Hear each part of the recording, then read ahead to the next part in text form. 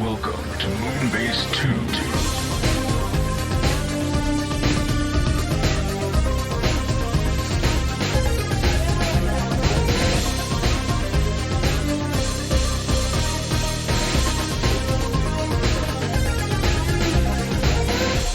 Hello, everybody, and welcome to the Moonbase 2 podcast. My name is Andy Kubrickman, the TFW, and I'm joined this week by the man who always wants to show me his tooth.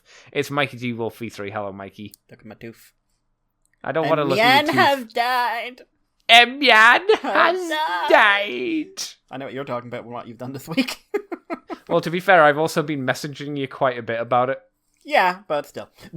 I'm now unfortunately fully caught up. Yeah, it sucks. Although it's not stopping as far as I know, but it still sucks. No, but now I'm gonna have to do the normie thing and wait for months on end or weeks on end before another episode comes like out. Next week, Andy. It's every Wednesday.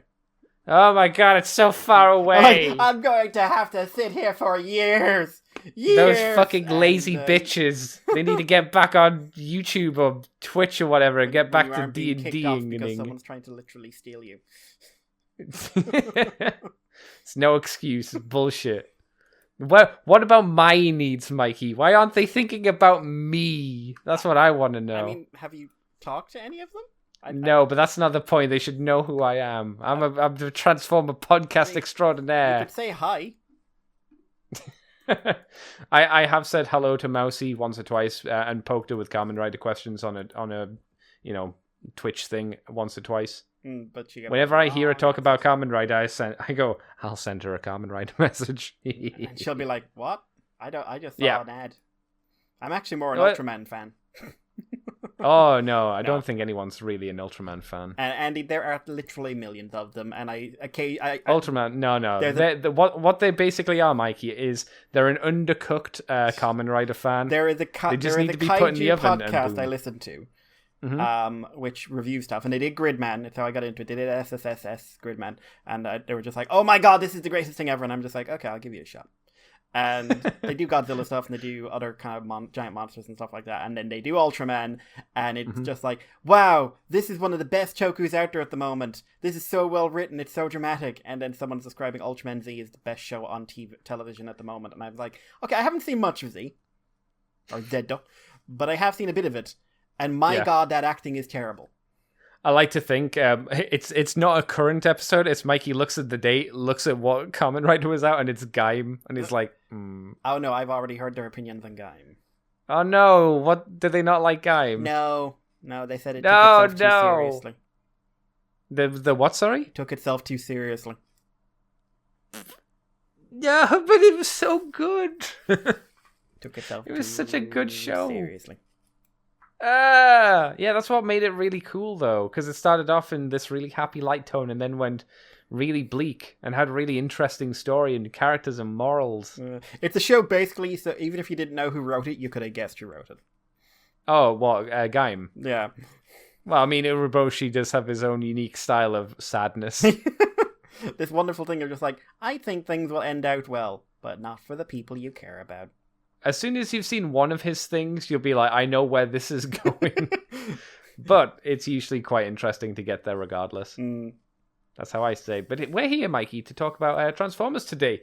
Would you be surprised, Mikey, if I told you there's very little to talk about Transformers? But Andy, we had a Fan First Friday. I think we got like one thing. They're making a comic Thanos. What do you mean? Sorry. They're making a comic Thanos toy. Oh, right. I thought you meant for Transformers comics, and I was like, what? What are you talking about? I don't care unless they do the Thanos copter. Which is the Thanos Transformers crossover. Yes. Oh my god, please do a Transformers crossover where it's the Thanos copter. Please. That'd be good. Yeah. Also, Power Rangers is getting new toys, and the new comics have started. And when you say new toys, what do you mean? Do you mean new toys for the current line or a new line? Well, I think it started, but it's like posable Megazords.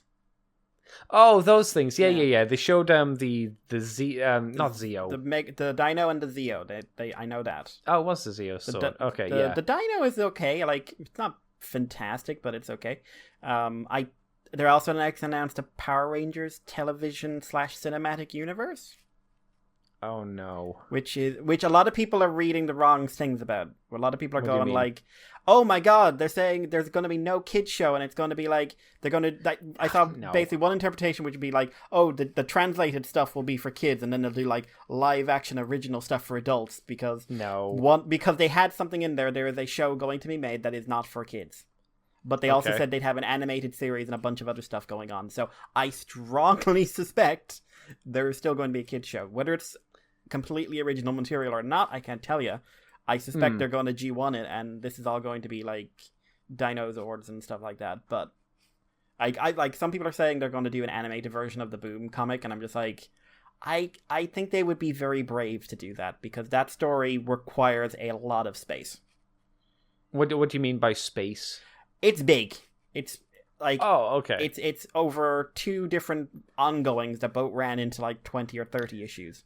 Right, it would be like trying to do a direct like Marvel Comics when Marvel was good. Like, so maybe what they do is they'd kind of bust it down to Avengers Assemble, Justice League Unlimited kind of idea. I'd be cool with that, but I think they'd be. I think just doing like the opening stuff, if they were doing a direct translation, would be a lot to do. Let alone Hidden Draken and everything else. But I think maybe if they did it, they'd just focus on the Draken stuff and then also kind of please, work around that. For the love of all that's holy, if you're doing it, don't hire Jason David Frank for anything. Oh, Mikey, you know that's going to happen. He's a very bad actor. He's made a lot of money for being a very bad actor. Because he's old. He's that age and he can still beat the crap out of you. But he's a very bad actor. Like that live action thing he did for Draken, like I was just like, oh, I wish you'd recast this. I think, to be fair, it's exactly as good as he was when he was doing Power Rangers back in the day. So at least but he's been acting he's been acting for nearly 30 years, and he's still as good as he was when he started. But he's not worse. It would be hard to be worse than what they were when they started, Andy. You say that, but I don't believe that. I think there's always that's like saying, "Oh, I can't get any worse than this," and it's like it always can get worse. Like some of the acting in recent years, from what I've seen, that's pretty bad. But... Yeah. Well, there you go. Fan First Friday must have lots of Transformers news.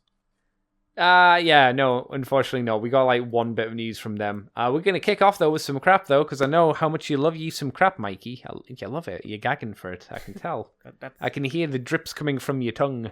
So let's kick off with the officially licensed Transformer X Hemo H1 electric folding bike by Xiaomi. Xiaomi, I'd call it. Xiaomi? Okay. I'll go with that, Xiaomi. So it's the world's smallest foldable electric bicycle, Mikey. Something I know that you've been dying for. I like bikes I pedal and that, can travel more than the distance between a London subway station and the nearest destination you're getting off at. Okay, well, let me hit you with some... Oh, dear. Oh, I just saw how much it was. Let me hit you with some stats, okay, Mikey? So, it is a grand prize winner of German #Red Dot, #design, #award. I have no idea what I just said there. #design, eh? I don't know what any of that means. I don't know if that's like... that's a thing. Is it the red... Did someone do hashtags and forgot to do it like Red Dot Design Award? I don't know, but it's literally Red Dot, #design, #award. Like, they're all separate things. I don't know. I'm confused. It's ultra foldable, A3 paper size when folded.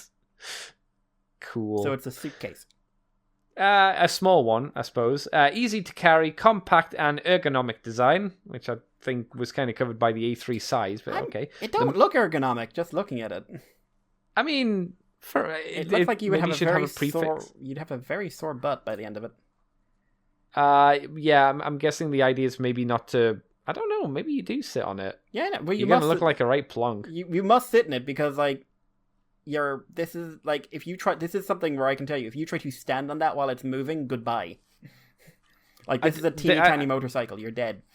I suppose there's a specific reason why there's no image of anyone actually riding it. Because it would look ridiculous. Yeah, because you look dumb.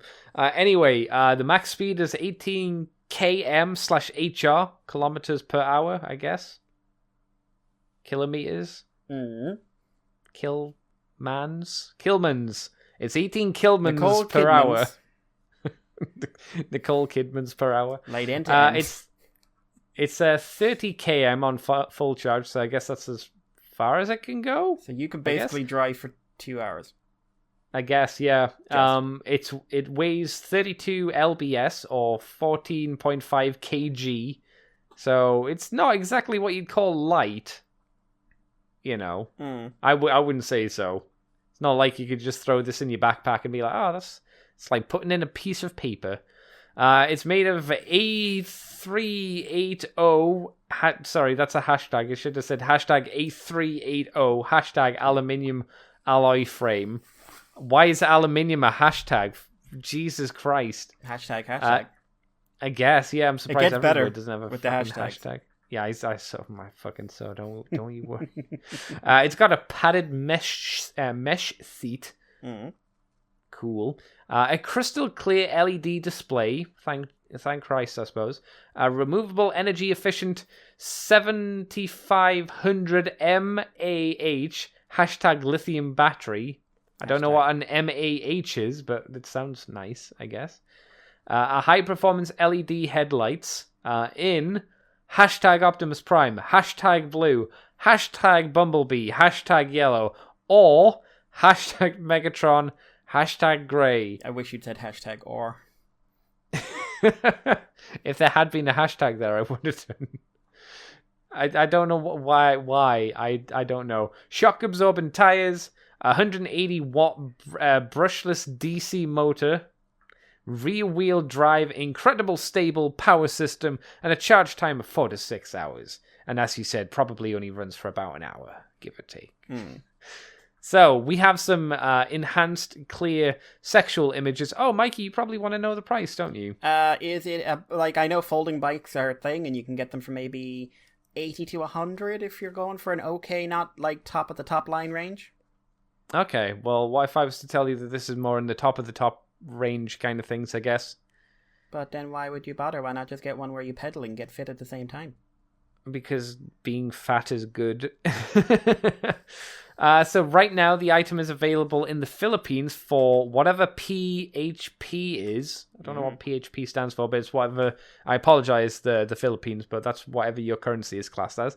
And that is 24,495 PHP. Not something that you use for an alkaline test or an acidic test, as far as I'm aware. Yeah, I remember science from middle school. Don't you worry about that, my dude. So that translates approximately into the powerful American sexual dollar as $504.75. So definitely in the higher range of your foldable electric bikes, I guess there, Mr. Michael. And far more expensive, well, as far as I'm aware, than most normal bicycles. So, Mikey, are you going to buy this 4 easy step A3 body sized electric bike for your going round the countryside? I need a new bike. Yes, well, here you go. But I want one with pedals. This one could get you to town and back. And if I had this kind of money, I'd pay for my bloody dictus in full cloth. Which are sitting in a warehouse going like, we're ready for you to pick up. And we're just like, I had the money 2 months ago when you actually were supposed to arrive. Are you saying they're in a factory somewhere or over a warehouse collecting dust and corona? Do you know what probably happened? Someone's built them. Oh, that'd be sad. They just send you the built models and you just look at them like... Oh. Or worse, they send you the box with just the runners. Yeah. What a fucking dick move that would be. Jesus. What do you think in terms of their awesome designs? You know, your grey, your yellow, and your blue. Does it scream Transformers? Does it scream how good and tightly compact this is and like applied to the Transformers brand this is? I like how one says Megatron on the side. It does say Megatron on the side. It certainly does. And hey, it's the version of those characters you care the most about. But the electric bike form of them? Well, like, I'm looking at the promo pictures. And it's like, look, it's Optimus, Bumblebee, and Megatron. And it's just like, oh, it's these nerds. Yes, the movie one versions of them they've used for the display. Yeah, the ones that for some reason. I'm pretty sure a lot of people buying this won't have been alive to remember. Oh, actually, no. To be fair, the Megatron is Revenge of the Fallen. Oh, I well, don't know that's if much the other better. two are. Yeah, I You can't don't have to tell if remind the other people two. that Revenge of the Fallen happened. Yeah, well, to be fair, I think everybody needs to remember Revenge of the Fallen happened. You cannot forget. No, never forget.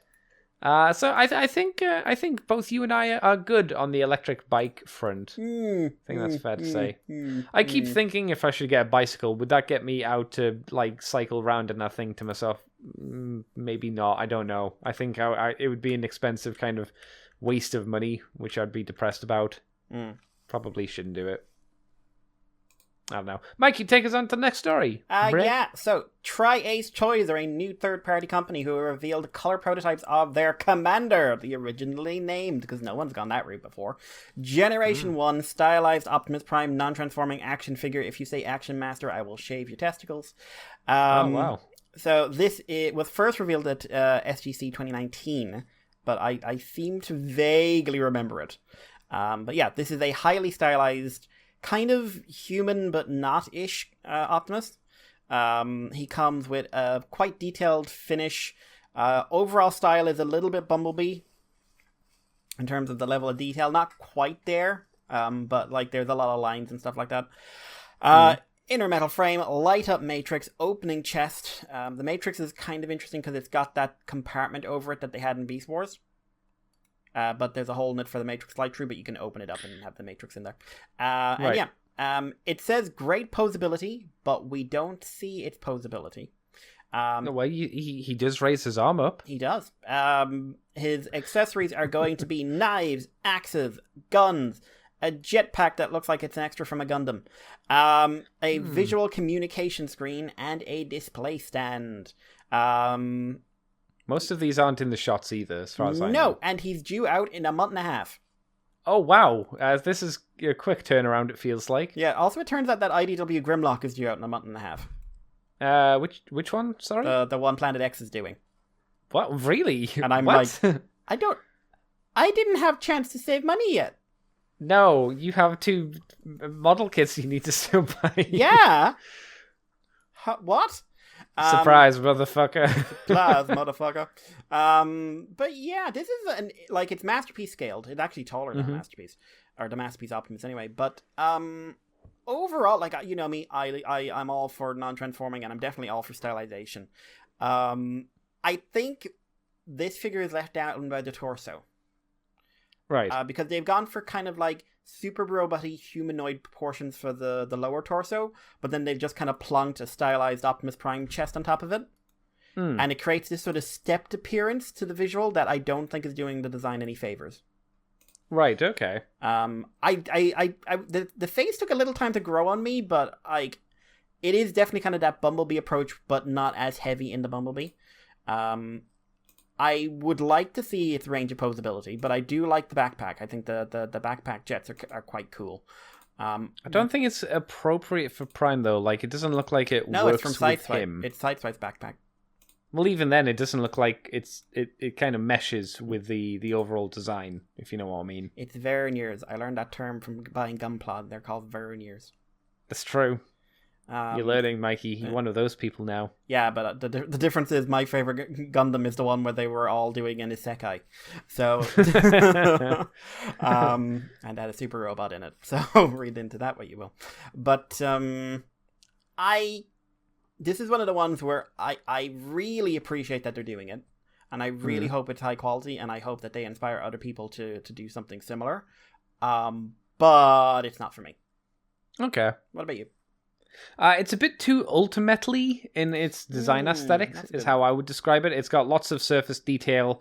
It's clearly a lot of actual metal. And it's, I think next to those figures, which obviously are a lot bigger, I think it wouldn't look too out of place. But hey, it's another Optimus Prime. And it's a version of him I'm not too impressed with. Not impressed with. I think it just doesn't visually gel with me. But it doesn't look like a bad figure. It doesn't look like a bad figure at all. Though it would have been nice to see some of these, other things that it apparently can do and has that just aren't in these images for whatever reason. It's going to be a fucking heavy toy, though, because that's a big metal frame. Yeah, that's a very large amount of metal. That'll probably kill you. Yeah, I can't imagine how heavy he's going to be, but I hope that means he'll be nice and tight and will be for a while when, people fiddle around with it and whatnot. Jobby's going to have to do a lot of cold touching if he gets one. If, to be fair, I suppose, it might all be hidden. Might all be hidden underneath the plastic. I don't know. Be surprised. Shall I take this on, Mr. Mikey? Yeah, take us on. Yeah, Dr. Wu are doing even more little Transformery dudes. We weren't too impressed with the Emperor Poe, which was the Galvatron, or the Monitor Officer, which was the Sound Blasted last time. So this time we've got the DWE03, which is Big Surge. Big Surge being Big Beachcomber. Big Beachcomber being G1 Beachcomber. An interesting, 2 Decepticons from Season 3 / Headmasters to Beachcomber. But okay. He is a little tiny dude, and they have a few pictures of him in his robot mode.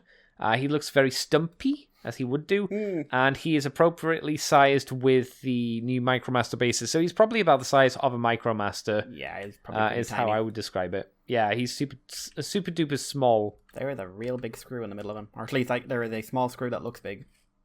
Whereabouts? In the vehicle mode, it's really obvious to me. Oh yeah, there it is. Yeah, I thought you meant on the chest, but no, you're quite right. It is on his back, which I don't think's too bad. If you've got to put a screw somewhere, show that onto the back, I suppose.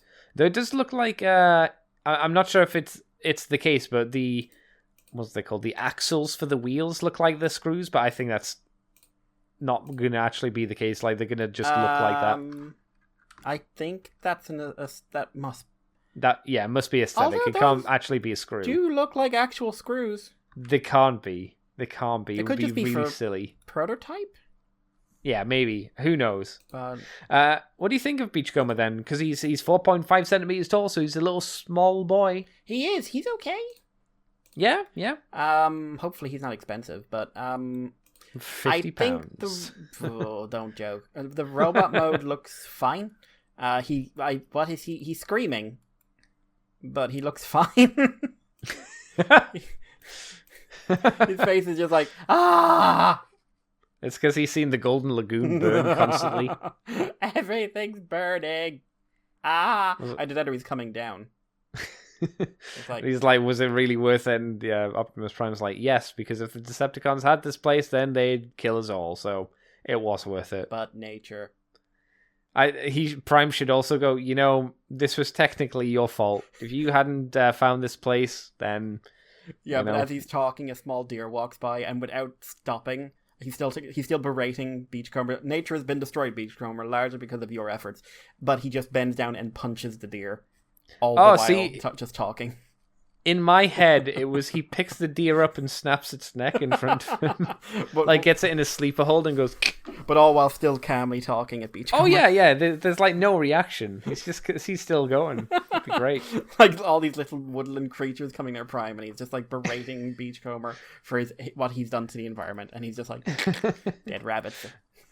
I wouldn't be doing this, and I'm not enjoying myself. It shows under his mouth plated big smile. I hate doing this, Beachcomber. Are you smiling? No. Beachcomber. No. Beachcomber. Smiles are for people. I'm a robot. That's great. I like that. Little Beachcomber. No idea on the price of him. I think it's fair to guess that he'll probably be the same amount as the other two. Apparently, Dr. Weaver also teased the EO4 Prime Commander, and goody gumdrops, Mikey. It's a G1 Optimus Prime. Yep, it's a trailer. Ah ha ha! Nice. We haven't had one, so he's a. It's probably going to be the most small, but I guess. But it is yet another Optimus Prime that's G1. Will it have a trailer though? That's the real question. True. Will it have a trailer? Yay! Mikey, take us away with next bit of news. Yeah, so, like I said earlier on, Fanfest Friday struck, and we did get some reveals. 3 new figures. Well, 2 new figures. What was revealed is a Target exclusive in celebration of the upcoming film Ghostbusters Afterlife. Please don't suck, is what I'm going to say to that. And also that I realized I haven't watched a Ghostbusters film since I was 5 5 or 6. So I'm you said last week or the week before you were Yeah. going to watch the first Yeah, Ghostbusters. You still haven't done that yet. No, I think I will, but it's just like it just struck Oh, me bummer. like I know so many people who love that film, and I'm just like Yeah. I know I've seen it, but I couldn't tell you. Yeah. I would have Yeah. thought you'd have seen it before this week, but yeah. I've got shit going Busy on, life. man. I don't have time to Yeah. do the stuff I had planned. I meant to dig into Nisei Monogatari already, and I'm just like, oh my god, Yeah, that's a lot of work. I have a lot of Monogatari to catch up on. A lot. I've got like years of stuff that I've been. Well, be happy you're not trying to buy any of them on Blu-ray or anything like that. I've got. That's oh god, I bought Bakemonogatari on Blu-ray, and I'm still just like, but I can't afford this. no. Maybe Black Friday will work in my their favor. DVDs are dumb, Ugh. dumb expensive. Yeah. But yeah, so we have, in honor of this, we have a re-release of Ectotron with a new head and color scheme. The head kind of represents him when he's got the goggles down. He also comes with a plastic version of Slimer and someone else, like Slimer I know because I remember the cartoon very well. But Correct, yes. Smasher? I don't recognize it, but to me it looks like the worm from Alice in Wonderland. Yeah, I'm assuming he's either in the new movie or one of the other ones. I don't think he's in one of the other ones, unless he's just a random background Maybe he's in ghost. the girls But he one. I could don't be know. in the new one. The one from a few years back. Oh, I tried to bleach my mind of that terrible film, so I couldn't tell you. Yeah, for sure. I honestly never saw it. It just didn't. It's pretty, at best, it's pretty mediocre. Mm. At best. But since I hadn't seen Ghostbusters, I might have loved it. Who knows? Or I have seen No. Ghostbusters. I don't remember. Seeing I don't it, think you would have loved it. But yeah, so this is coming with an issue of the comic as well. I believe it's just issue 1, but it does seem to have a new cover. So this is going to be out on the 1st of January for $50. People really liked Ectotron. He's a redo of Onslaught, the Combiner Wars Onslaught, but people did really like him. And he really, like, seriously cannot be underestimated how good the alt mode looks. Yeah, no, I would agree with that. Yeah. Like, I don't know if, like, I'd really want to pay those kind of prices for him, but I think he's really cool. And I think it's really nice that if you missed him the first round, you now have a second time. He's probably the best of the kind of crossover ones that we've had, because the DeLorean was fine. Yeah, I don't think it was as interesting as Ectotron. Yeah, I didn't see any Probably good because reviews. you didn't see any good reviews. Like, the best reviews I've said was like, yeah, it's Sideswipe. Oh, okay. But also, like, not many people had it at the time when I was looking, so because there might be some good ones. It was a Okay. disaster of a release. Shocking. But, yeah. Also, we had reveals of Studio Series 70 and 71. Seems like we are still getting movie figures, people. We mentioned Starscream last week, and this week it is Bumblebee B127, the dumbest Transformers name on Earth, which is Bumblebee from the start of the movie where they're all on Cybertron. So he turns into kind of a version of the Fall of Cybertron vehicle mode, for want of a better term. And and a robot mode that's basically Bumblebee. Movie Bumblebee. Yeah, I was gonna say it's just another Bumblebee. It seems like I would say like more bayish, the most bayish version of Bumblebee from this film. I With guess with those really sharp angles on the chest and everything else. Yeah, He's coming with a face mask instead of a regular head. Which, okay. I guess that means he can pop off his head and then slap it onto someone else, Yeah, or one of the other Bumblebee bodies to have that mask change gimmick. I guess. Presumably. Yeah. But yeah. He's going to be 1999. He's out on the 5th of January. A lot of people love that bit of that movie. I like it, but I've never really like lost my shit over it. Because it's 5 minutes and not a tremendous amount happens in it, to be honest. But I like when Ravage tries to kill Optimus. But anyway, I think this guy looks decent. The Bumblebees, from what I understand for Studio Series, are a very, very mixed bag. So I'm wondering where this guy falls on the range of mixed bags. He's definitely painted in places, but it doesn't look... Maybe it's just because it's a prototype image. It doesn't look that well painted, like on the chest. But what do you think, Andy? Of all of these ones, you mean? Of that one, before we go on to the last one. Oh, the Bumblebee itself. It's Bumblebee. Mm. It sure is Bumblebee. I think the robot mode looks kind of interesting, I suppose. Mm. The vehicle mode is fine. I wish... God, it's like... Are you excited for an Optimus Prime G1 figure? No. Are you excited for a movie Bumblebee? No. Well, Andy, are you excited for a movie Dino? Well, we haven't had many of them, so I mean, Yeah, I'm no. not personally excited, but at Yeah, least so- it's different. This is Dino, the bizarre insertion, because Michael Bay saw a Ferrari and thought, I'm making him Italian. Do you remember when, before the movie came out, they really pushed Dino as this really cool new character? Yeah, like they did with Sideswipe in Revenge of the Fallen. Yeah, and it amounted to, he's gone. He does a whip Oh. scene. Which one? Dino or He grabbed Sideswipe? Dino. Because I Okay. remember he grabbed a dread in the motorway chase. Oh, right, yeah, that was his big thing. Or maybe only thing. And he spoke Italian. Well, Well, no, you know. he spoke with a terrible racist Italian accent. Oh, that's good enough. I look forward. I promise you, if it had gone on for one more film, we would have had the Michael Bay Irish Transformer. Oh, you could have been drunk. Yeah, that would be great. Yay! Could have had a lady robot to beat up as well. That would have Yay! been fun. Stereotypes. Because I only remember, what was it? The Simpsons episode. Was there Family Guy where they go to the Family Irish Guy, I think. museum? Wah, bang, baby. So this guy, I mean, he looks. Oh, dear. I don't remember Dino's design well enough, honestly, to comment if he looks like Dino. I think he does. I'm pretty sure he does. I'll take your word. One thing Yeah. I am not crazy about is that he is going to have a hollow ass chest. Yeah, it looks like if you look at him from the side, he might have a little bit of a gap going on, at a guess. I'd But say I'm a not lot entirely more than a sure. little. It's hard to say because, we are just kind of looking at one image, and who knows if these are even transformed correctly, as Yo, usual. As always, but Yeah, I take that in I a grain of salt. can't claim to be excited for him. Oh no! I mean, I think we've made it perfectly clear by now that the movie stuff is never for us desperately. But I'm shocked how popular the line is. I've Because heard if it wasn't popular, No, but like the figures are supposed to be genuinely good.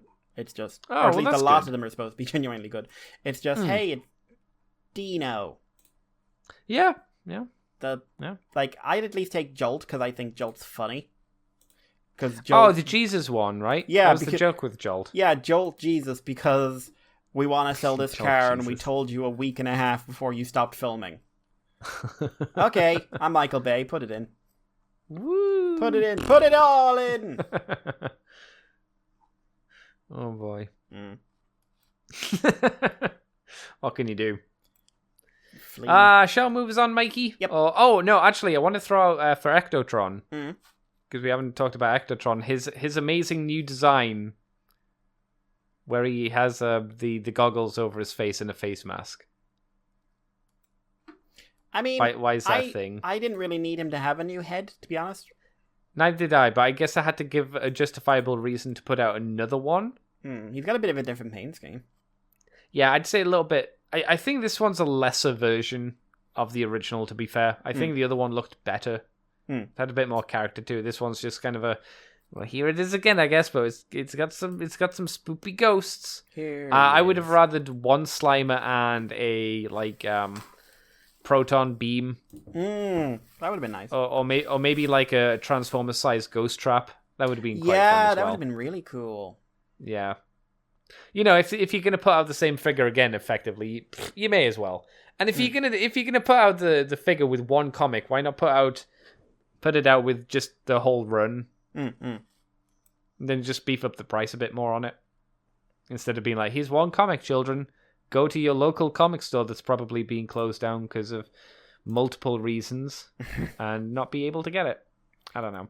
Shall I take us on to the last story, Mr. Mikey? Yeah, yep.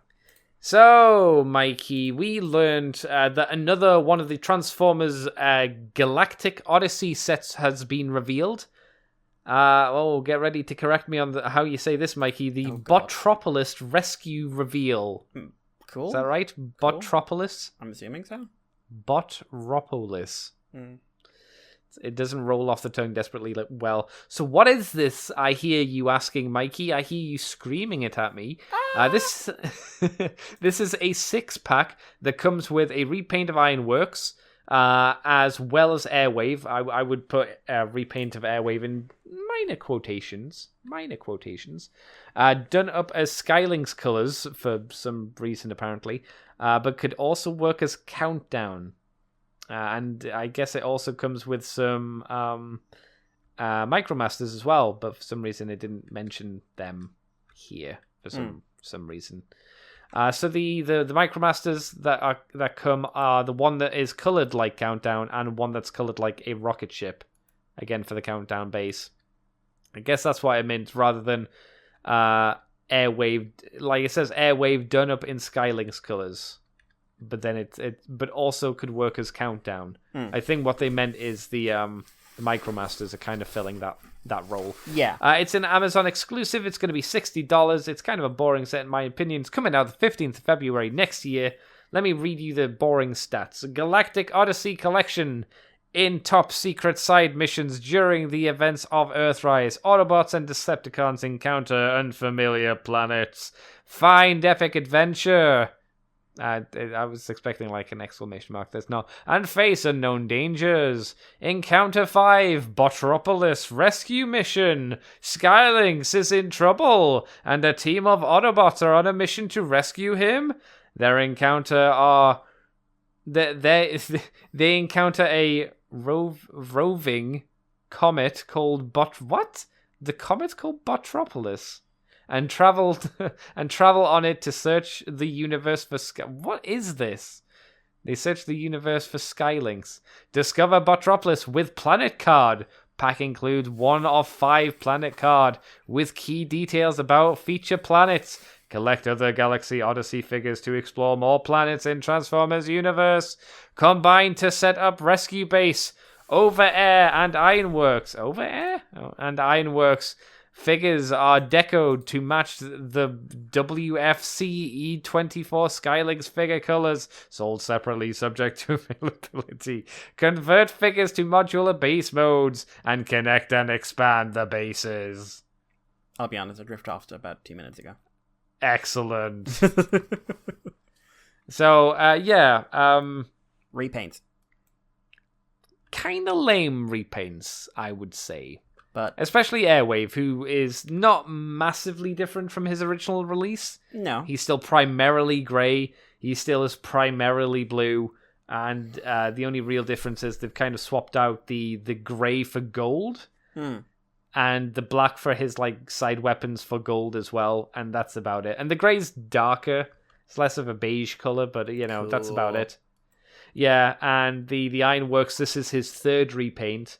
If you recall, there was Grease Pit before that. Yeah. So, cool. Can't say that's... It's almost like they should have done more Micromaster bases, and maybe that would have been a bit cooler. And the Micromasters have been coloured, in my opinion, again, a little bit of a boring fashion. So it's not a super cool reveal. I feel that I don't know what the Odyssey line is trying to do. I have no idea. I can't fathom what it is. As long as someone's happy, I'm happy. I guess, yeah, sure. It's just like if we step back and look at it, we've got random shattered glass repaints. We've got random Micromaster sets. Yeah. I don't know what apart from just doing random repaints. Because at first, Skylynx needs little shuttle friends. Does he though? He's got 2 little shuttle friends out of this. So now, if you have Skylynx, you have 3 shuttles of varying sizes, which means you can ship so many different things. Did you say ship them? Ship. Shuttles are cargo things, Andy. If you want to make this sexual, that's your business. But I guarantee you the Micromaster one does fit into that big opening compartment in Skylynx. I'm just trying to hammer down what you were getting at, more so than anything. I feel like you're making this into something it doesn't have to be. After a week of me watching people playing D&D, I need to have specifics on things, and I need the specifics to be laid out clearly. What a fucked up day. But yeah, like Odyssey had a point at the beginning, which was basically get out the Seekers. Yeah.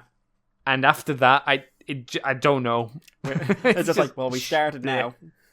Yeah, and it's like the lava consuming Miko's house. It just kept going and going, but without any discernible reason for it. Just in the background, you just hear screaming.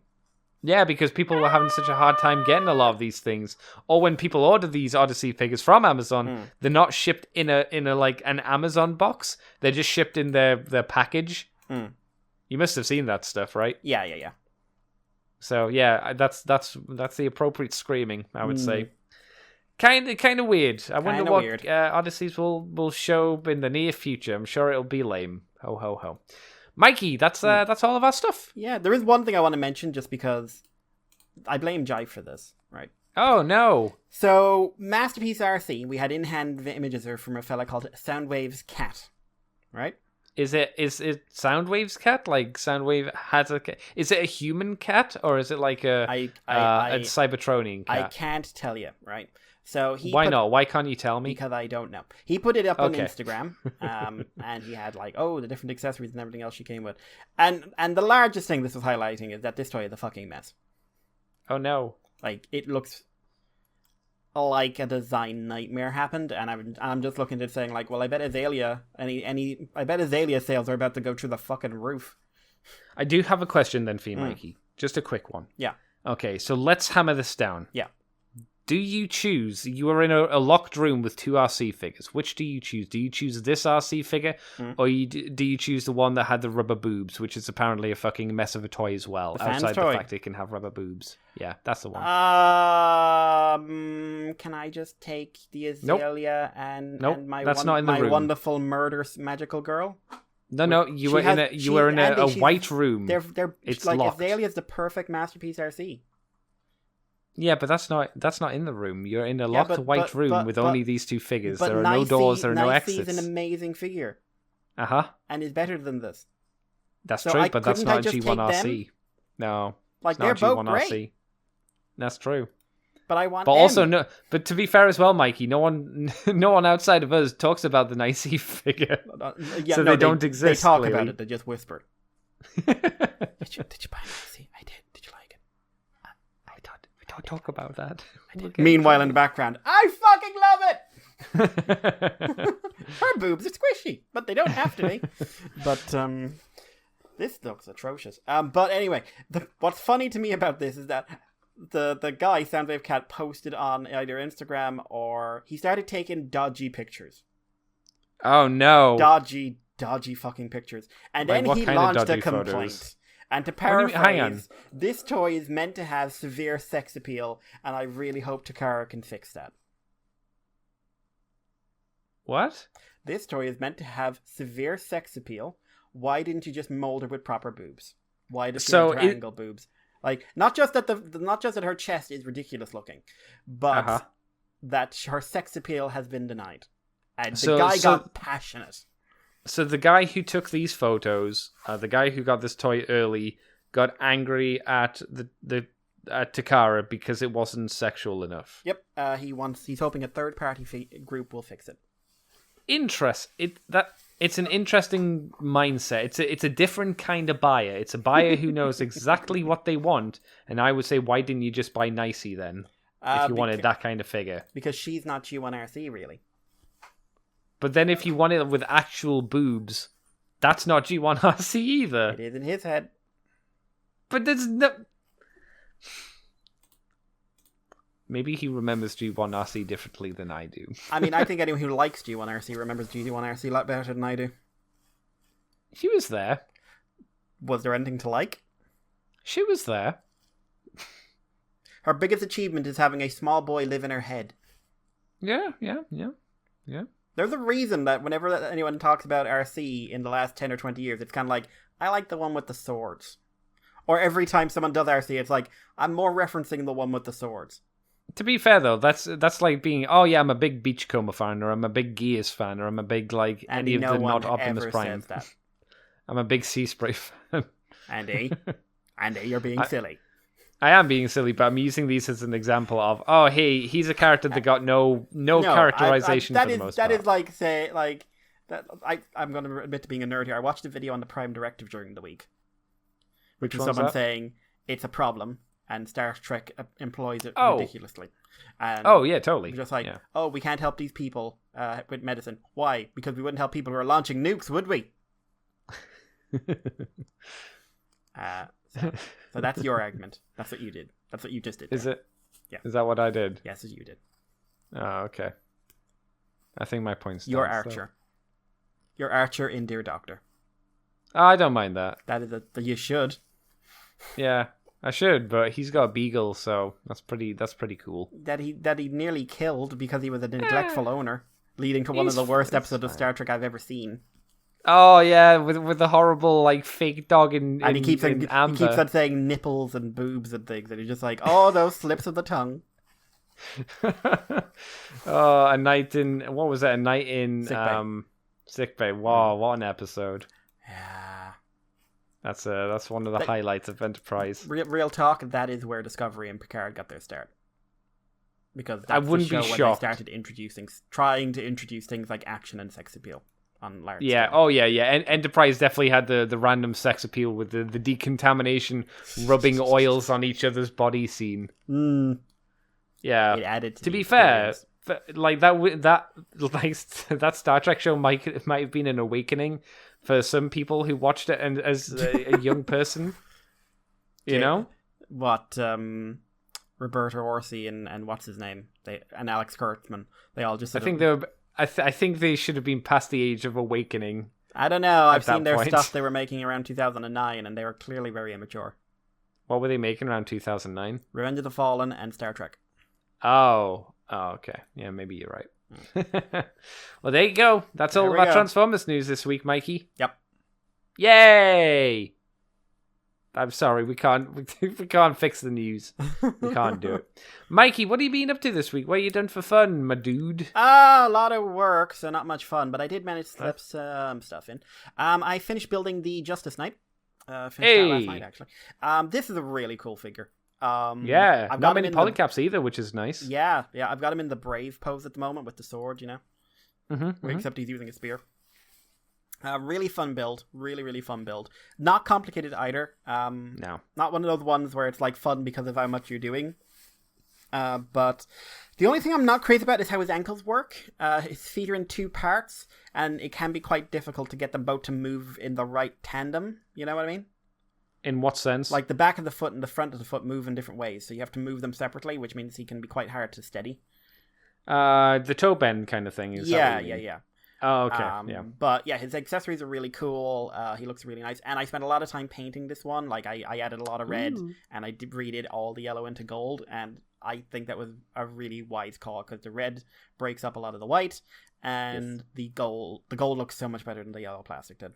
Mm-hmm. So, still building up to getting, the experience for the full custom of a Flame Toys when I have the money to pick up all the gear. But no, I really, really enjoy building them. I'd recommend it a lot. I'd say get the Justice Knight over the Infinite Justice, because I find the Infinite Justice a big pink boring thing, whereas this is a knight of a Gundam, which is also like a really interesting bit of storytelling about how a guy was trying to be a stereotypical hero, and this is what he made, a Gundam that's kind of useless in a fight. Because he took a Gundam made out of weapons and took all its weapons off. But because to be fair as well, though, I think he's not like a desperately good pilot when he's using that to begin with anyway. No, he's better with the Aegis Knight. But yeah, which is a plot. It's amazing. It's a show with plot and development. But no, like, I really, really like it. If you're into Gunpla, I would say definitely check out the Justice Knight. I also got my Final Fantasy box, which I'd forgotten was being sent. Oh, your little babies. cuboid figures. Yes, so I didn't get the dress Cloud. I'm really annoyed. Oh, really? I thought it was guaranteed that they'd have the secret figure in the box. Nope. It's designed to come out of the box with a chase figure. If you get the lame. chase figure. Who was the spare one you got then? Cloud. Oh, you got two Clouds. Yeah, so he's found a new home. I'll post him off in the next week or so. But cool. I really wanted Dress Cloud, but heyo. I am not buying him separately, I'll tell you that much. How much is he? About 150. Nope. So the box contains... Do you see they're too expensive for what they are then, since you have them now? No. I think they're about 5 to 8 each. Okay. Which I think is reasonably reasonable.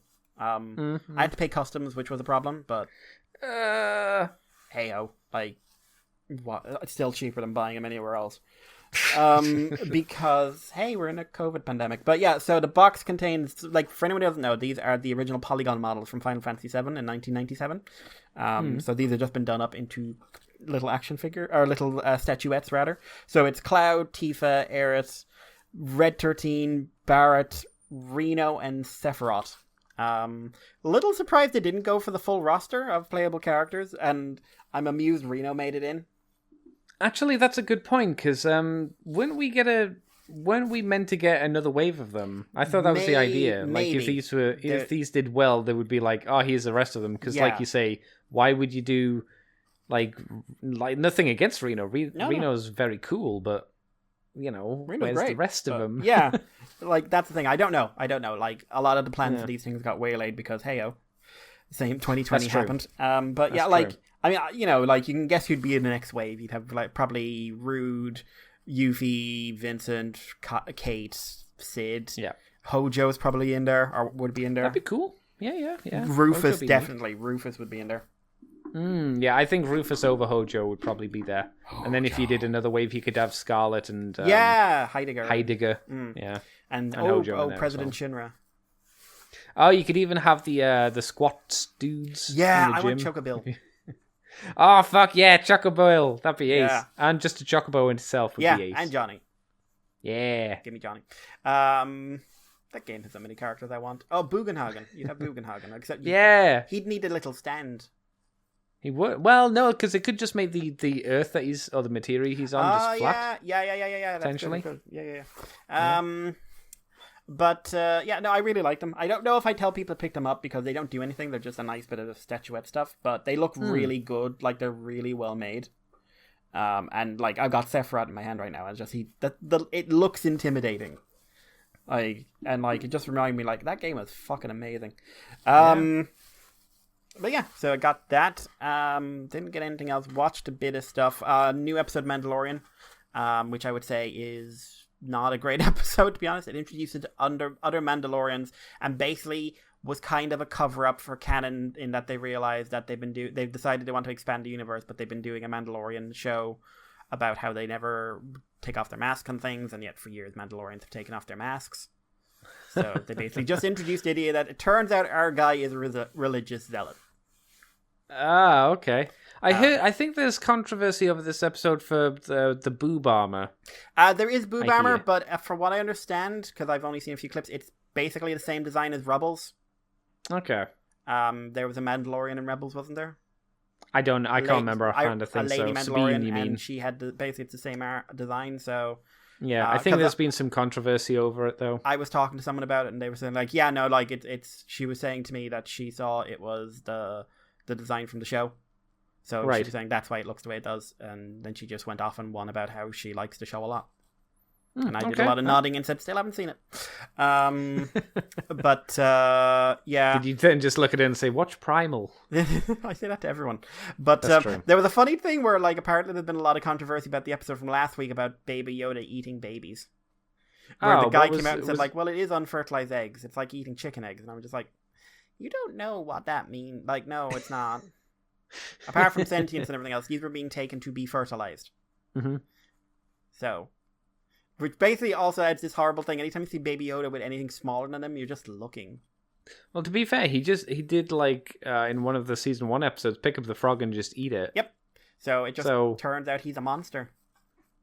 Is this like something Yoda we're going to find out about Yoda's race? Yeah. Like they're super carnivores. Yeah, they're super predators. Like the entire planet is like empty. It's just a barren wasteland because it's like the reason they're so small is because they're so powerful. Yeah, it's pitch black. You know, in Pitch Black, there's nothing alive on the planet because when these things come out, they devour everything.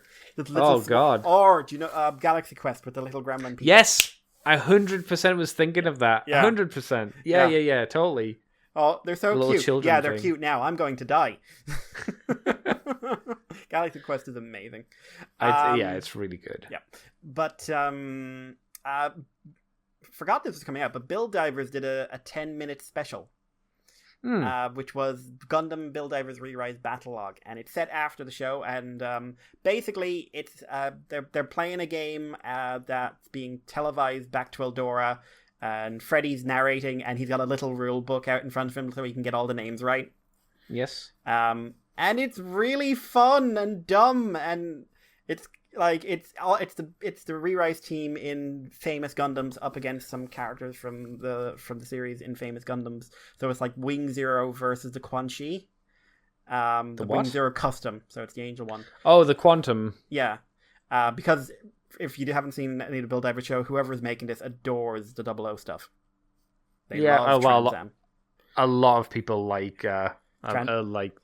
Yeah, I will. I know if season 1's supposed to be better than season 2, but I will watch it. It is. Yeah. But I know also like people just like Trans Am is amazing, and it's just like it's pretty typical. But Yep. But and then what else? You had. Then it got weird because it became like the Destiny Gundam versus the God Gundam, piloted by Captain Zeon, which was fantastic because they just went, if we're going to put the God Gundam in something, we're doing something very God Gundam-y. Yeah, they went all G Gundam on it, which was quite nice. Yeah, and then they had a handshake at the end. Yep. It was like, I will not call you student. I'll call you friend. I was smiling so much. And then it's May versus Maggie. And Maggie's in the Bale, is it? Yeah, and she's in like a Zeong of some sort that I don't recognize. It's the one from Unicorn. Yeah, it ends very fast. Yes. And then the last fight is probably like the two, in terms of hype machines. You got Hiroto in the Barbados versus Kyoya in the Strike Freedom. Yeah, the Barbatos Lupus Rex, the last one. The one that you really don't like. I don't know. I've been watching clips and I think I could learn to like it because the animation looks really good. But it's like, you're so close to what I want you to be. Yeah, I think the issue with it is I don't think it looks good as a model. I think it looks decent in animation, though. And as a toy. It's just one of those designs I just look at and just like, you're so close to what I want you to be. But that bit that's missing is just annoying to me. And yeah, here's the weird thing. This is 10 minutes of goof. And at the end, I'm like, I'm not crying! You're crying! Because it's like, they keep on like, if you're invested in the show like I am, and it's just like, oh, there's a lot of callbacks to different stuff, like Kazumi's grown, and May's grown, and Para's grown, and Hiro's like got friends now, and he doesn't want to be anything else. And the little Cyclops eye guy is there, because he has his little hat. Yeah, he's a farmer. Yeah. So. But no, I really enjoyed it. It was really fun. Doofy is all hell. But really it's basically an advert for a few reprints. Yeah, because they've got the two new versions of the core Gundam that came out. Yeah. Are coming out, which is the G3 and the Titan version. And the repaint of May's mobile doll in blue. Which I didn't know was coming. But... It's a cheap repaint, whatever. Not a bad look, actually. I like it better than the silver. I don't like it. I think the face being as blue as it was kind of loses the it doesn't hit as hard. Like it's harder to see. I like it a bit better, but then I never really I find the silver a bit dull. Okay. But yeah, so that was really, really fun. Caught up in Digimon. So that show is pretty solid. In all honesty, its strongest bits are its action bits, which is something you very rarely say about a Digimon series. The animation ranges from very good to, this is one of those days where you had the backups in. But in general, it has a nice average state. It's just some of the key episodes have these, like, oh no, this was not the episode to let this guy animate. And the latest episode had a really cool thing about Dark Evolution. And introduced a new form for the Metal Greymon line, which not a new Digimon, but a new form for that line. That said, a lot of my old problems still stand. I think it's way too shonen-y in how much it's focused on Taichi and Yamato. They're the only ones who get full evolution sequences. All the stories are about Taichi. He's super important to everything. Most of the fights are either finished by or really, really include Metal Greymon for the last 10 episodes or so. If he's in the episode, he has a big role. And it just feels a bit more... Modern's not the word I need to use, because I don't think it's a modern storytelling technique, but I think it's a bit more normal, a bit more acceptable, if you know what I mean. It's not bad, but if you really liked... the quirkier side of some of the stuff that was going on in Digimon shows. particularly the first three. This will probably stand out a bit to you if you don't mind. If you're really happy to have a clear protagonist, like a clear, like, big bells on, this is his show protagonist, then you'll probably really, really like it. I saw Jobby's been really enjoying it. Okay. Yeah, but yeah, when the animation is good, it's very, very good, and like the fight scenes are usually very well choreographed. And Devimon now has a full evolution line, which turns him into Devilman. Yay! Which worked in context, but I think it kind of sidelines him a bit too much. But hey, he's never had a mega form before. What else? There was something else I meant to say. Finished that Kamen Rider Greedon short, the second part of the short. Was it not all done last week? It was. Or was it just part one that they had? Part one and then part two was in the week. Okay. But yeah, like it was mostly an action thing, but like the music started and the choreography was there, and the writer did do some Gaim work. He is from the days of the show. But yeah, it was enjoyable. I really liked the music. I really liked the choreography of the fight scenes. The Lychee form for Greedon, it's not the best design they've ever done, but I do like how they play it out narratively.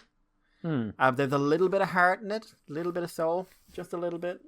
The Zangetsu fight is really fun, in part because the base suit they're using is the Shin suit, and that has aged a bit.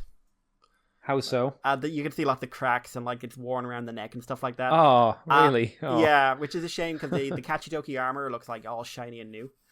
But also, I don't mean to say this in a bad way, but either the guy wearing the suit is too small for it, or the suit is too small for the actor.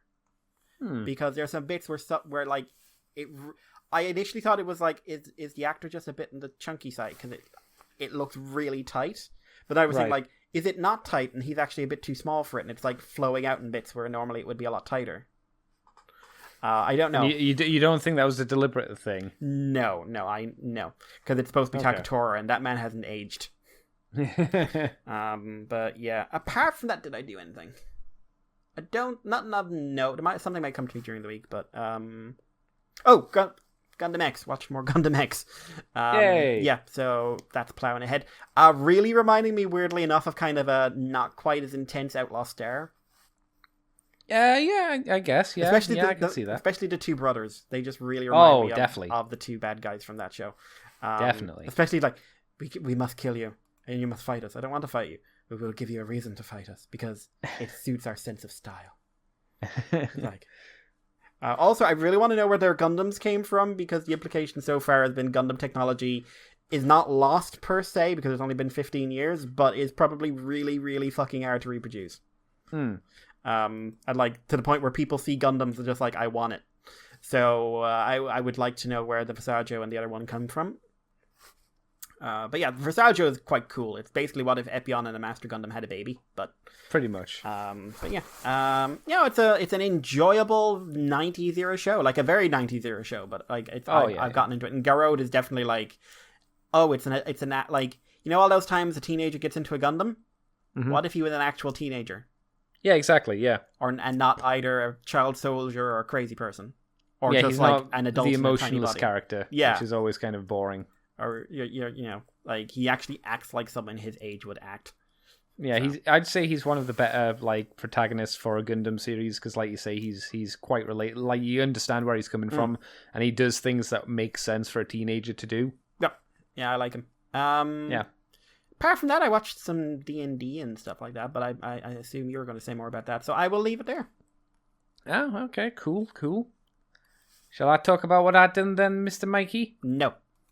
Okay. Well, that's the end of the show then, I guess.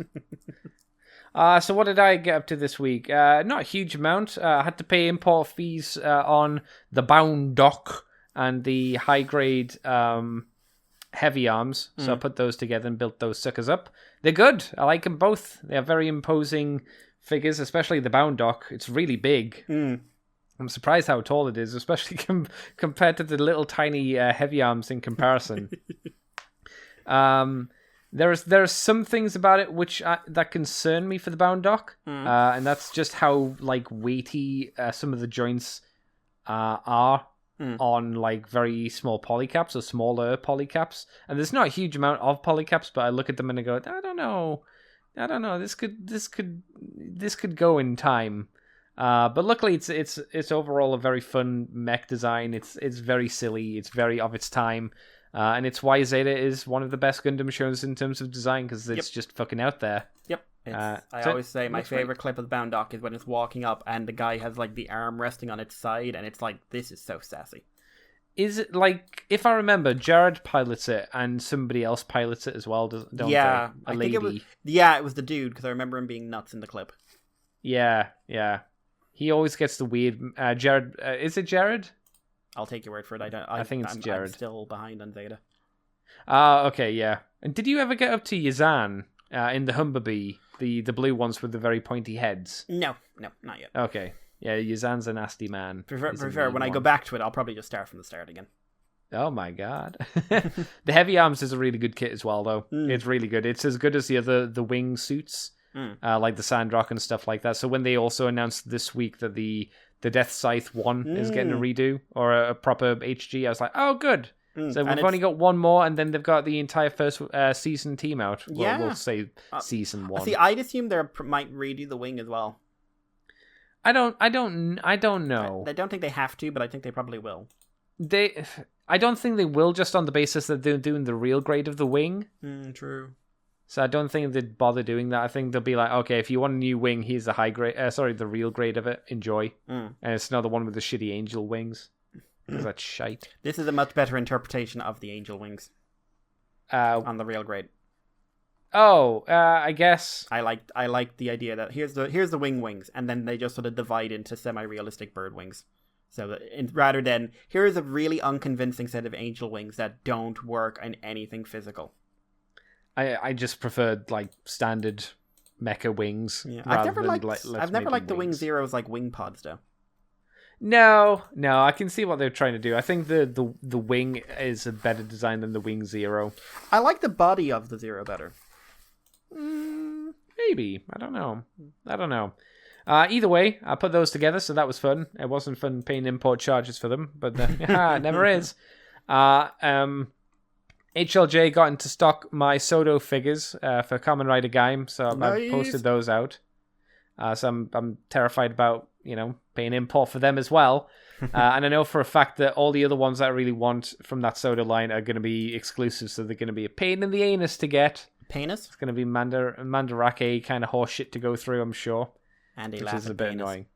Yeah. I said penis. Laugh at it. I'd laugh at penis. Ha ha ha. What else did I get up to? Just more streaming. Did more streaming this week, as I tend to do during the week. It's my one thing which is fun. It was my birthday today. So my buddy Matt gave me a Bloodborne t-shirt, which I'm wearing at the moment. So it's nice and comfy. And it's better than my happy old birthday, one. by the way. Oh, thank you. And I just got some money off the grandparents, and that's been about it. Nothing, can't do much, and never have done much for my birthday. So what can you do? I vacuumed. That was something. And I've done some more painting on my Necron figures as well, and they're getting close to being. At least some of them are being close to being done, which is nice. In terms of view material, apart from watching the D&D stuff, which we can go into, it's not really been much else, to be honest. There's nothing new to watch at the moment. So nope, we're in a void. Yeah, pretty much. What can you do? What can you do? Like, I find stuff, but I have to go looking. That's the thing. You really have to go traipsing through the net to find anything new. I think the next season, anime season, is meant to have some nice stuff in it, but I'm not sure. Well, there's at least one, maybe two. What are the two? Well, I know ReZero's in there, and I've heard rumors, it's not confirmed, but I heard rumors they might bring in Shield Hero. I saw that there was a trailer for season 2. Yeah, and Get a Robo Arc is going to be in there, and I am definitely watching that. What's Get a Robo Arc? So Get a Robo is not by Go Nagai, but he was involved in it. It invented the transforming robot, or the combining mecha, rather. Right. And it was one of those ones like, oh, it's a robot show. It's secretly a horror show. And basically the entire premise of Get a Robo is eventually these getter rays which are constantly evolving at the source of the getter robos. Eventually, apparently it is inevitable, or at least very close to inevitable, that one of the getter robos, probably either Shin or Getter Robo Go, if I remember, is going to evolve into something called Getter Robo Emperor. By the way, these things are alive. But the Getter Robo Emperor is a solar system to galaxy-sized mech that will wipe out all life. Oh no! And every time, it's kind of like the turn A. Every Robo timeline is heading towards this one singularity point. Huh. Okay. So did you see on Twitter I put up an image from, I guess, a game which was the female version of the Getter Robos? Yeah, and then that looked really cool. Yeah, it looked nuts. And then I saw the name of the artist and I googled him and I... Was it porn? There is porn, Andy, and there is holy hell. I don't know, what is holy hell? Holy hell is the stuff that the people who watch the hentai porn don't tell you they're watching, despite the fact they tell you they're watching everything else. Oh no. So, I never have safe search on because I am not a coward, but sometimes I wish I was. Yeah. Sometimes you see things you don't want to see. That's the risky play. That's the risky business. So, D&D, Mikey, you told me that I should be watching the D&D Arcadum. Is it Arcadum? It is Arcadum. Arcadum games with the independent VTubers from Twitch. So, Iron Mouse, Momo, Silver Veil, Zentreya, Project Melody, and Booney. Booney. Because I refuse to call her Bunny, because I think Booney sounds funnier. Booney GIF. Booney GIF. So they had quite the adventure. Yeah, they've never done it before, which is a big thing. They all wanted to, apparently, but they've never had the chance. Yeah, I suppose it is always quite difficult, because you need to know someone who's a DM. And then obviously you need to play with a load of friends, and thankfully the internet is a tool to subvert a lot of these things. So yeah, they've had quite the adventure, quite the horny adventure. Yeah. I don't know how to talk about this, Mikey. I don't even know where to start talking about this. Well, it's not your most conventional D&D campaign, I think is probably a way to phrase it. Yeah, but having seen some clips of the other ones he's running, clearly people all go in the river all flows in the same direction. To horny. Is this a concerning, look at human nerd life? I think it's just a case, when you give people to play out any fantasy, they probably will. Yeah. Do any of them go down the route of the ladies and go for the nipple collecting? There's one guy who twists dicks, who I heard about. Oh, first. Yeah. I heard about that. Another, it's plenty weird, but I would say, in terms of just the chaos factor, no one really matches the Death and Depths crew. Yeah, that's the title of their story that they're playing. But right? It's very. I laugh so much. I think it's so funny. Yeah. There's a lot of fun in there, but I imagine there's a lot of pain on the Dungeon Master Arcadum side of I've spent so long writing this, and we've been stuck in the intro part for 30 minutes, and they're just arguing about who gets to lick the sword. Yeah, or poor Doug. Poor Doug. What was it? He was making out with a girl, and then another one punched him in the back of the head. Yeah, Doug was a lonely enemy soldier who was getting high and decided to share a magic doobie with the girls. And Project Melody's character decided, I can't remember even why, decided to make out with him because he was a virgin. Yeah. And then I think it was Zentreya decided to knock him out, and then they pulled down his pants because they were all stoned at the time. Remember now, they're all stoned now. Yeah, I'm sure that was the reason. They pulled down his pants, wrote a message that said "nice cock," and stole all of his stuff. No, it was "sorry, our bad. P.S. Nice cock." Yeah. And they just left him there. Yeah, and then they, Melody's character threw all the money down the toilet. Yep, half of it I think it was, wasn't it? Also a baby. Yeah, they got a slime baby and threw it into a lake with a giant sewer gator. Yep. Yeah. They made a deal with the literal devil. Yes, while Iron Mouse was screaming, "No, it's gonna go badly," and they're like, "It's fine." It went badly. It was Trey and Iron Mouse both like, "No, this is no." Bye bye, doggy. To be fair though, Trey was trying to have it off with the devil. Yeah, but she didn't want to make a deal with him. She just wanted No. him She just or pick him up. Yeah, which is her thing. Yes, I want to pick him up. The amount of times that was just going across in a strong Russian accent, and I was just like, "Oh, this never ends well." We should help this samurai lady. She seems like she doesn't want to attack us. I want to kill her. Yeah. And it's like, no, we could be friends with her. No, I want to kill her. Did we kill an important story character? Yes, you did. Yes, you did. Yes. You were supposed. Was she a good person? Yes. You were supposed to work with her in this case. I like the fact that one of the lines was, "We're trying to find the murderer of an innocent man," and in my head I thought, and yet how many more innocent men have died in this pursuit? A lot of innocent people died because they were just like, kill him! Kill him. Yeah. Also the attempts to sacrifice a ghost baby. Yes. Just like, we could go sacrifice this ghost baby. With Iron Mouse screaming, "No, please, don't." No. You know, to be fair, during the story, she got married, had a kid, and got a mortgage. Yeah. She did quite well for herself, technically. All while screaming, "I'm not married, I don't have a child, and I don't have a mortgage." Do you want to see my tooth? Yes, and do you want to see my tooth while suffering from narcolepsy? Or like wanting to touch fire. Yes, that was a thing. Multiple times she's like, "Oh, there's a fire. Can I touch it?" "Yes, you can touch it. You suffer burn damage." They didn't do it, but there was a recent one, the most recent one with the vampire guy, who I must watch whatever he's in. He's fascinating.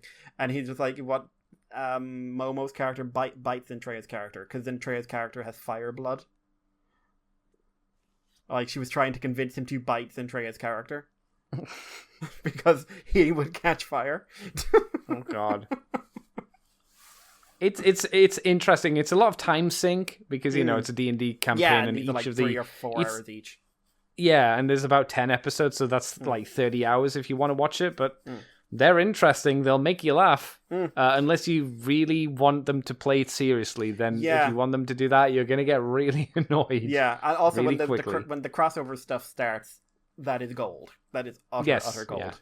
Yeah. As this poor dwarf is just like, well, I seem to be their spokesman, but I don't want to be. I like the line where he said, "Don't worry, the people I hang out with, they are so insane. This is nothing." And I thought to myself, "Oh, the challenge has been made, has it?"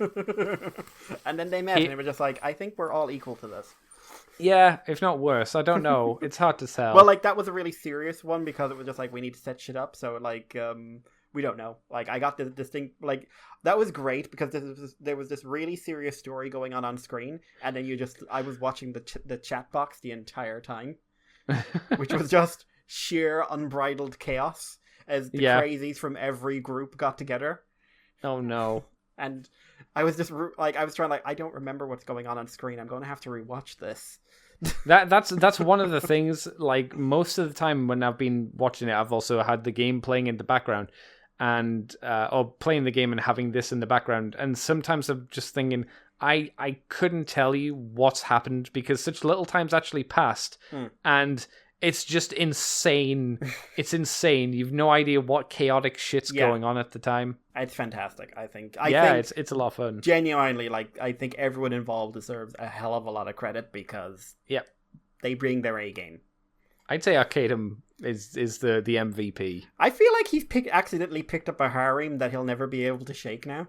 It's the unwanted harem that is actually the worst kind of harem. Sometimes they just end up chatting.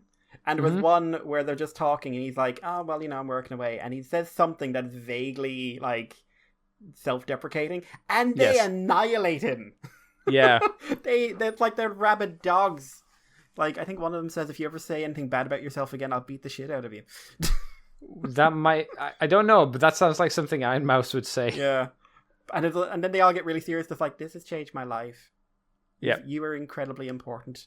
and a wonderful. Yeah, human they start crying about how much they're enjoying it as Arcadum goes away to get himself a drink, and he comes back to all of the girls crying. I just imagine him sitting down and saying, "What the fuck happened?" And then he's just like, "What's going on? We love you." Oh, thank you. He doesn't know how to take compliments. I've noticed that. No. He seems like a decent enough guy, but he doesn't know how to take compliments. No, yeah. He seems fun. He needs. It seemed like there was a few times where he said, "Oh, I've just done like a 21-hour stream session." Yeah, but he's just like, "Go to bed." Yeah, I'm gonna mom you now. Go to bed. Go to fucking bed. Also, he's opening an OnlyFans apparently. Yes, without porn for the moment. Which apparently Melody will subscribe to. Yes, which is worrying. Well, I like the gag. He was talking to someone. It's just like, you're gonna wake up one morning and realize it's not a joke. You're number one in OnlyFans, and all your friends are subscribed. Yep. Yeah. It's a nightmare. So I recommend going and watching these things. They are interesting. If you want a very quick description of what this is, it's Konosuba, effectively, but a lot hornier. Which is an achievement. It is. It definitely is. And like, it definitely is. Seriously, like, I've watched streams with the people involved, and they all seem actually generally quite lovely. Oh yeah, but definitely. They do not give a shit. Nope, and that's perfect. One of them's an active porn star, one's a former porn star, or at least online porn star, and they don't care. And they've attracted friends who also don't care. And they've turned this poor man into someone who ultimately doesn't care either. So yes, if he did care, that died a long time ago. So I think the last one he started doing like Bane, like, I am horny now. You think you brought me to horny? I have always been. I was born to the horny, molded by it. Yeah, and it's just like, do not go in with like your sensitive sensors on. Just go in, kick back, and watch 6 girls and a guy have a hell of a lot of fun together. Yeah, it's good. It's a lot of fun. And Mian it's a good little stream. Mian has died.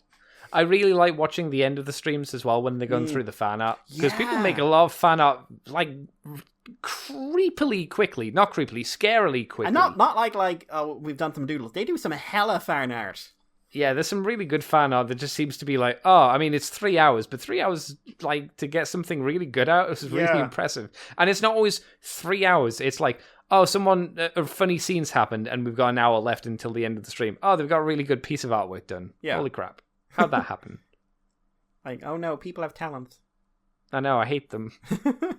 I hate looking at all their avatars as well, like the drawn ones, because I'm like, wow, they're all really well done. I can't do D&D because I can't draw for shit. Yeah, and I can't afford to pay anyone to draw me an avatar. No, exactly. But what a time. It's good. Yeah, well worth it. Well worth it. So that's us done, Mr. Mikey. We do have a little question. Or 2, actually. Over on... Oh, okay. Christoph sends us a message saying, if you want another great Thanos being a dick story, check out this one. Found it in Avengers vs. Thanos trade, which is apparently a thing. Recaps Drax's backstory too, and for the record, I've always liked Simp for Death. Thanos better than MOC Sad Dad Thanos, yes. I agree. It's a lot more interesting of a character. Yeah. A lot more interesting. More original. Yeah, definitely. Sad Dad is just like boring. Anyway, it makes sense to me that the Mandalorian is being overhyped by Star Wars fans with how poor other Star Wars stuff has been. I'm not going to argue with that statement. Bare competency. Oh my god, we are in the Wonder Times. Yep, that's how it feels. Try to watch Star Wars Resistance. Oh no, I haven't. I've seen the art style and it turned me off. Like Rebels, I never watched just because I never got round to it. But Resistance, I saw a trailer and I did not like the art style. I didn't like the art style and I heard it wasn't very good. But I could be wrong. But I'm pretty sure I didn't hear anything good about it. But yeah, the art style was oh boy. By the first episode, made me cringe so hard I almost died. Oh, that's not good. Also, of course, the boomers watched Mando, would love seeing Baby Yoda be a monster. Reminds them of their own kids. Sick burn? No, truth. The truth is not a sick burn. Children are monsters. Where is the cat gone, Daddy? Where the Oh cat God! come? Is what are you saying? Human babies eating cats? Listen, I had my niece today, and I'm just telling you, if we had a cat, we wouldn't have one anymore. Are you saying that she's tried to eat the horse? I think she's tried to eat me. Oh no! I went into her. She started crying. She went to it for a nap. Started crying. I went in, and she was like, and then I went in. The door closed, and she just started smiling, but not the happy smile. The smile of like, good. Oh no! It's like you will find a skip quite impossible. I'm gonna press X for concern. God. Yes, I will. So what's your question then, Mikey? I mean, actually, before I take you on, have you heard of that Thanos versus Avengers? Or No, Avengers I hadn't. versus But Thanos? I will check it out. Like I enjoy stories about people being dicks. But the question we had was from Nicole of all people. Oh my God! Of all people, literal monster Nicole DeHale. That's right. Yeah. Love So I have a question for the podcast. I listen to a lot of Transformer podcasts. Who could have told? And it seems to me that many of them are borderline with what they're reporting. Most of the third-party companies are just rehashing each other's ideas. The comics are ho-hum, and Hasbro seems to be reissuing the same items with just different packaging. What does the Transformers brand have to do to make it exciting and fresh once again? I think official Nice-E figures. A whole official Nice-E line. License everything out to Big Firebird. But Andy, what does Transformers have to do to get woke again? Or what's the term? Good. Is woke Did you good? say get woke? Is that good? I don't know. I don't use. No. Listen, I'm not. It's not that I'm an old. I am, but it's not that I'm an old man. It's that I don't give a fuck about phrasing. So I don't know what I hear the words, but I never look up their context. Surely the term you wanted to go for is innovative, right? Well, I'm sure that's the actual meaning I was going for, but that's not what I was like. I don't know. What are people saying? I don't care, but. Yeah. Anyway, Andy, what do you think Transformers needs to do to be innovative? If you I think we've said it before, and I think they need to they need to do what a lot of Hollywood and the media industries don't do, and take a chance. They need to do something instead of just relying on the nostalgia. They need to create new things, and a lot of things aren't doing that. As we've said before. A good idea would be to not use Bumblebee, Optimus Prime, Megatron, Starscream, the main crew of Transformers. Don't use them at all. Just do something different and don't set it on Earth. Set it somewhere else. Not Cybertron. Maybe they're fighting on a different planet and you can do anything with that. You can do anything with that. It can be a planet like Earth, which would be boring because you'd just be doing the Earth story. Or you could be setting up stupid shit like the Battle Beasts, those dumb episodes from Headmasters. Yeah. You could do something silly like that. There are a lot of narrative options you could do. I think the issue, and I think there are a lot of talented people out there, like writers and creators, who could do something like that. And maybe those ideas have been brought to the people at Hasbro and other places, but I would assume they get shot down and go, where's Optimus Prime? Kids only care about Optimus Prime and Bumblebee. If we don't have that, who's going to give a shit? Yeah.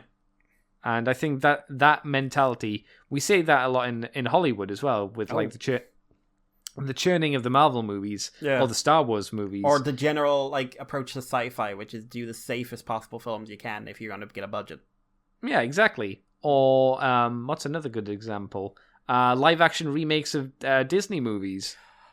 That shit. Yeah. Yep, the lowest bar kind of effort from Hollywood, which goes, this is the safest thing, we're just going to do that. Yeah. And that's the problem we have. Animation, I think, is really, really rife with that in general. CG sold. And so we ended up with every single CG movie looking identical. Yep. And that's why when something like Kubo comes out, or Isle of Dogs, or Primal, or something where you can see the fucking heart behind it, and I'm going to do something creative and different. And you're just the worst thing about this is that it won't make money. I think the issue with me with or Dread. Dread's a great example of that. What was it called? Island of Dogs? Island? Isle of Dogs. I think my issue with that movie wasn't the animation, but it was was it Wes Craven? Yeah, it was Wes Anderson. Wes Anderson, and I just don't like his movies. Yeah. No, not but which was a shame because I thought the movie looked really cool visually. Yeah. Or it looked pretty. Hellboy 2 is not a fantastic film. No. It's an enjoyable film. I will always fight for that. But Sure. it's strong. Like, it has such a wonderful visual to it. Oh, yeah, it's beautiful. But that requires risk-taking, that requires more effort, it requires more funding, and so few people are willing to do that. Like, I'm really interested to see what Guillermo del Toro will do for Pinocchio, but... Oh, is that what he's doing next? That's what he's doing next. Also, Gendy's been confirmed to be doing Popeye. I'm gonna cross my arms and be, Nope. we'll see. He's got 2 movies in the work. One is Popeye and one is some sort of adult animation. I'm gonna say we'll see. Once a real trailer is out, then I'll be like, okay, it's happening. Because that's how I am with all movies at this point. Remember how long the Thundercats movie and He-Man movie have been, in quotations, coming out? Yeah, they were nearly finished like 6 times, apparently. Yeah, exactly. But, so that's why, until I see a trailer, the arms are folded and the eyebrows raised, like, So, unfortunately, in a way, I think Transformers are suffering from the same problem a lot of, especially children's properties, are suffering from at the moment, which is a lack of innovation. Because it's the fear of innovation. I mean, the Power Rangers is a great example. Like, Power Rangers has, for the last 6 or 7 years, basically been about, we're doing Mighty Morphing, also we kind of have to make a TV show. Yeah. And every toy line has tried to do something Mighty Morphing. I guarantee you this reboot, whatever it's going to be, is going to be Mighty Morphing. I don't even think they're pushing kind of weird stories with Power Rangers, because at least I didn't like RPM, but man, they did something weird with RPM. No, everything's been safe. Everything has been safe. Yeah. I would love to see Transformers innovate. I'd love to kind of again, it's kind of like I'd love to see it, but I would love to see like an anime Transformers again, but done by talented people. That'd be nice. We always say Studio Trigger, but I'd like maybe an OVA series or something. Like, I'd like I'd like there to be an adult series, and I'd like there to be a children's series, and I'd like the children's series to be vibrant and inventive and witty and interesting and challenging. Because that's what good television is, regardless of whether it's for children or for adults. I've been saying that since I was a child and watching Gargoyles. So don't say it's me being an old man. But or like an anime which like some proper narrative, not this Netflix bullshit, which is which I apologize for, and as we have gotten further away from it, I am getting less apologetic about.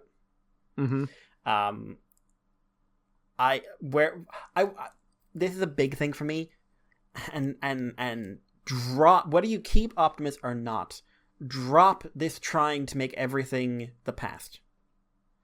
Like, the best animated Optimus Prime, in my opinion, was from Transformers Animated. And the character could not have been further away from the G1 archetype. Yeah, I mean, you could argue he was a stereotypical, like, youthful hero, but that was fine. To be honest, like, when was the last time we had a stereotypical youthful hero who wasn't Bumblebee, Hot Rod, basically, from season 3 of Transformers G1. The fact that you had Prime as the leader. Yeah. Like, it meant that you could do that archetype, but you didn't have he didn't have the freedom to be R.I.D. Bumblebee, or have the freedom to be Cyberverse Bumblebee. He was like, no matter what I want to do myself, I always have to be the one in charge. Despite the fact he's quite a light-hearted, laid-back guy who'd rather have fun himself. Like, a Primal had that as well, but I would never hire anyone who sounded like Peter Cullen again. No. I would. It's a horrible thing to say, but it was he has nice hurt, when we got it. He has hurt the brand, in my opinion, and it's not his fault. But his existence and presence for the last decade has hurt the brand. Yeah. I can see what you're saying. Yeah, it's not his fault, but because he is loved by the G1 fans and everything, they just keep hammering. It doesn't help that the characters they've given him to play have not been the greatest, because it's like, we love Transformers Prime, but Prime is not the best thing in that show. No. Even though there is a horrible glimpse of a really interesting character that's never followed through on, unfortunately. Prime was happening at a time when they could at least have a glimpse. Yeah, exactly. But and then obviously the movie stuff. I mean, and like Cyberverse does some interesting things with him. But like, I love Cyberverse, but I will say he is not the best character in it. It's just like the actor is young enough that he can't really play him completely, Peter Cullen. But I'd love to hear Jake's take on Prime without having to pretend to be Peter Cullen, because he's so trapped in this. Like, the fact that I hate that Optimus doesn't talk like a person anymore. No, And anyone who says like, well, he's a robot, and just like, I will come for you in the night. Yeah, it's not the point. Yeah. But yeah, innovation, aesthetically, narratively, toy design, like get it right in the fiction, and you'll get it right in the toys, because the toys usually feed off it. And I would I would definitely say that stop this toys directing the fiction thing. I didn't like it. I didn't like it in the 80s and 90s with toys and fiction, and I don't like it now. No, it hampers the creative process. I'm sure, more so than anything. Yeah, like think about like the comics at the moment, or the Netflix show, were really hurt by the fact they had to be toy ads. Really hurt, especially since they were being toy ads for a market that is already buying your shit if they're buying your shit. Yeah, it's this whole like the branded continuity thing, which I understand from a corporate idea of doing it, because it's like follow the Marvel idea. It's like, don't do that, please. You can have their own. You can have their own distinct individual feel to each of them, and that's the strength of Transformers, or that was the strength of Transformers. Yeah, like at one point, I'd say from RID is when things started getting samey. And RID was still inventive, at least in the. Do you mean cast. Comic RID, or do you mean RID TV? All right. Which RID? Do you mean TV series 1 and TV series 2? Season 3 of RID, when I started to feel the pinch, because you mean the series after Prime? Yeah. I'm not meaning to be an asshole here. I'm trying to be accurate, because there's so many RIDs at this point. When it got to a stage where I was realizing they were trying to normalize everything. Yeah. And then they started messing with the comics a lot more, and then they started messing with the fiction, and like we got lucky with Cyberverse. We got real damn lucky with Cyberverse. And I would say still hampered. Yeah, because still of the hampered. time. Still hampered. But I think what by the time they got their legs under them, they were away, happy out.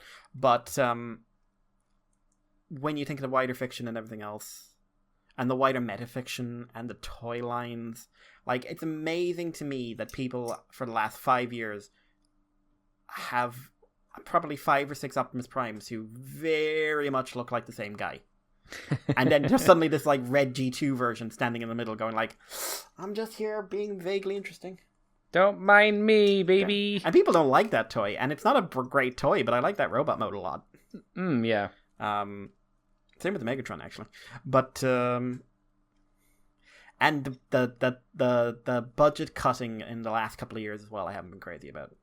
In terms of toys, or in fiction, terms of, or yeah, toys, especially like media, the last 2 years, I'd say. Yeah, it's been rough. Yeah.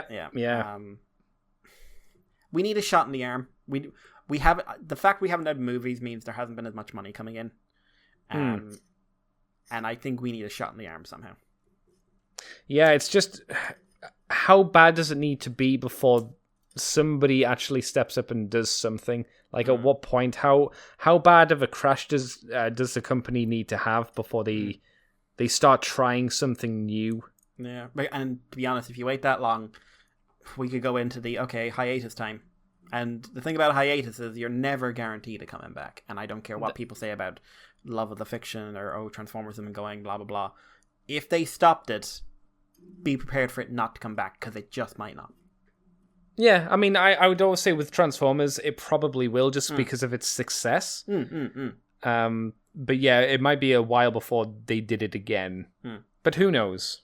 I mean, like I say, how big of a crash do we need before Transformers goes that way? I don't know. I think probably a really hard crash, but yeah, have to wait and see, I guess. There you go. What a bleak answer. Yeah. Is that us done then, Mr. Mikey? Yeah, that's me done.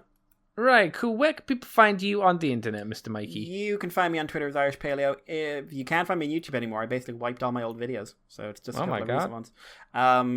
No more Freeway videos. No more Freeway. Oh no. He lives on in my heart. Oh no. He's a good boy. For anyone who doesn't remember Freeway, think Cthulhu, but a small toy.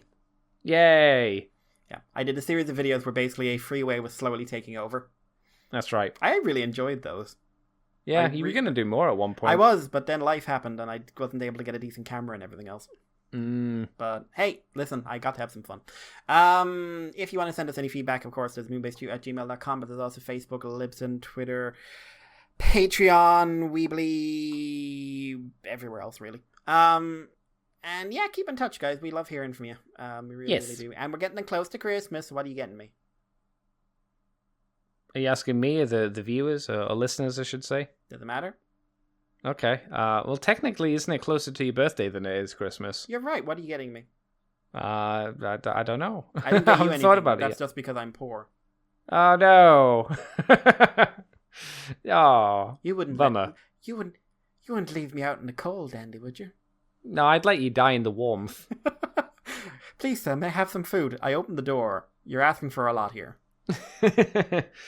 You want the food? I'll give you all of the food. Mikey died through suffocation from having too much of the food. I didn't want that many sandwiches, sir. How many can he hold with inside of him? 4. Wow, that's not a lot of sandwiches. Holy crap. Mikey died from eating 4 sandwiches. That's concerning. That's like a stomach staple kind of technique you've got going on there. Jesus. You can find me on Twitter. Thank you very much. You can find me on Twitter, CCTFW, YouTube as Cobra Commander TFW. You can find this podcast on the Moonbase 2 forum on Twitter, iTunes, Facebook, Libsyn, YouTube as Moonbase 2 Transformers Podcast. You can find me over on Twitch as CCTFW. Oh, I put up the free version of the comic show this week. That was something I did. We talked about Annihilation. Annihilation book 1 of 3. 4? Don't ask me. 3, 4. I can't remember offhand. Either way, it's up. The free version's up. You can also find this podcast in those places I mentioned and on Patreon as patreon.com/moonbase2. And if you do $2 each month, you get the extended version from the Files of Ectotron 2. And you also get the Moonbase Woo Woo, where we talk about non-transformery things. And we'll probably be doing at some point this month. And I guess it'll have to be soon ReZero, right? Yes? Oh, God, yes. We were meant to do that, weren't we? Yeah, I as soon as I saw the 15th and went, oh yeah, it's my birthday. It's nearly halfway through the month. We need to do the woo woo soon, Mikey. We need to get that sorted. And you can also go to thecbunker.weebly.com if you want to go that way and get the podcast and nonsense that way as well. Yeah. So thank you very much, everybody, for listening. Hope this has been fun and entertaining for you. And until next week, have a good day, good night, or good morning, whatever fucking time zone it is for you at the moment. And we'll catch you next week, everybody. Men have died. Yeah.